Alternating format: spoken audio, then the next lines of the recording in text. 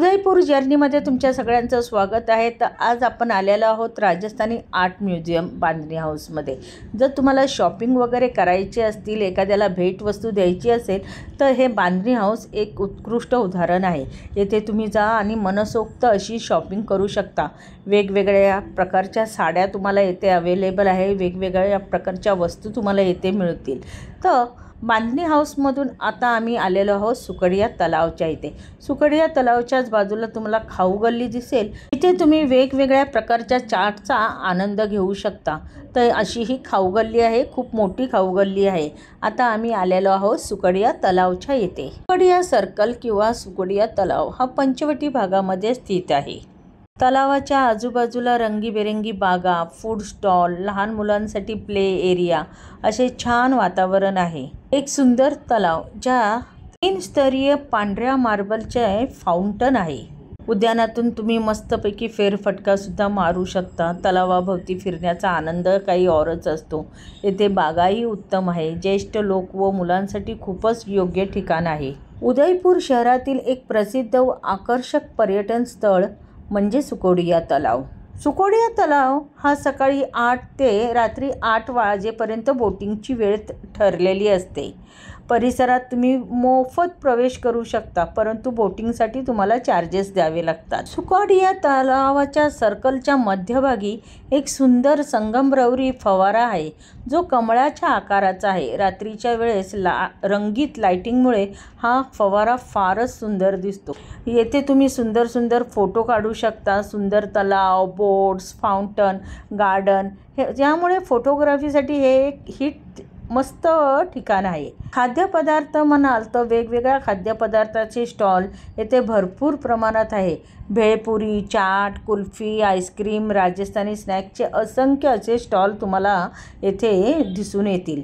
उदयपूरकरांसाठी हे एक संध्याकाळी फिरण्याचं आणि मुलांसोबत वेळ घालवण्याचं खरेदीसाठी उत्तम ठिकाण आहे। बोटिंग करून झाल्यावर आम्ही मस्त चाटचा आस्वाद घेतला आणि नंतर रात्रीच्या जेवणासाठी राजवाडा बाईट्समध्ये गेलेलो।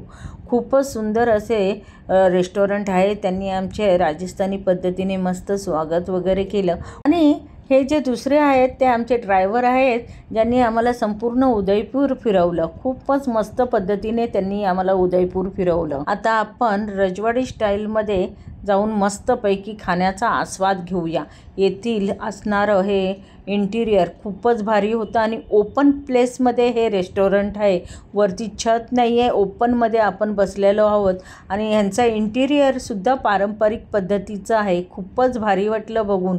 आणि येथे जेवणाबरोबर तुम्ही पारंपरिक लोकसंगीताचा आणि लोकनृत्याचा आस्वादसुद्धा घेऊ शकता। खरोखर इतकं सुंदर वातावरण आणि इतकं ॲटमॉस्फिअर मस्त होतं ना, खूपच भारी वाटलं जेवण घेताना।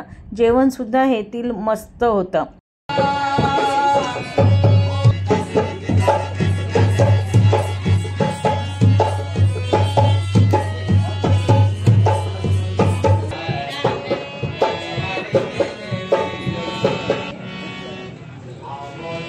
खरोखर लोकनृत्य आणि लोकसंगीताचा आस्वाद घेत घेत मस्तपैकी जेवणाचा स्वाद घेत होतो आम्ही। जेवण पण एक नंबर होतं, खूपच भारी जेवण होतं। मस्त वाटलं सगळ्यांना येथे येऊन। आम्ही ड्रायव्हरला आमच्या थँक्यू बोललो, कारण त्याने आम्हाला इथे घेऊन आलेला।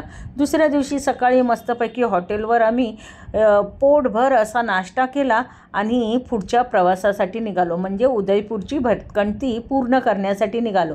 तर आज आपण कुठे जाणार आहोत तर बघायचं आहे तुम्हाला। तर आपण आलेलो आहोत नाश्ता वगैरे करून वॅक्स म्युझियममध्ये।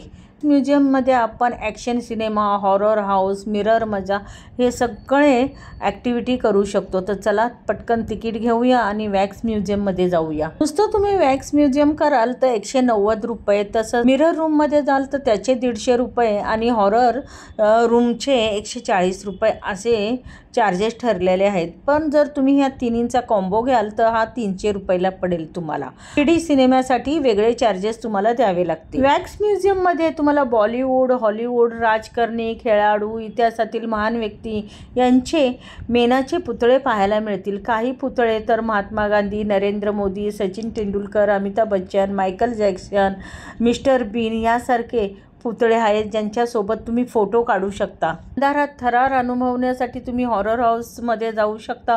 खूपच भारी वाटतं। 5 ते 10 मिनिटाचा भयंकर अशी वाटचाल। आरशाने बनवलेली भूलभुलैया, आरशामधून वाट शोधण्याचा खेळ, मजा, गोंधळ आणि हसण्याचा अनुभव खरोखर खूपच भारी वाटलं। विशेष करून जी प्रकाश योजना आणि म्युझिकल वातावरण